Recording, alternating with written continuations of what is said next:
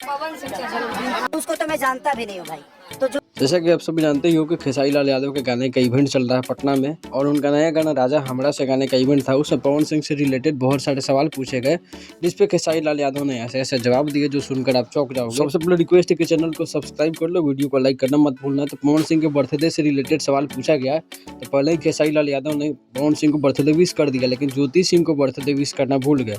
और चुनाव से पहले इतना ज्योति सिंह को सपोर्ट करते थे, लेकिन पवन सिंह को ही विश किए, ज्योति सिंह का नाम भी नहीं लिया उन्होंने। बाद में बात हुआ पवन सिंह के साथ जो एक्ट्रेस वायरल हुई थी उसके वीडियो के बारे में, तो उन्होंने तो कुछ नहीं बोला, लेकिन उनका बिहार तक वाला न्यूज़ चला रहा है कि पीले बा मरले बा लेकिन पता नहीं रहा है दे हिलता ई डिजिटेट वाला।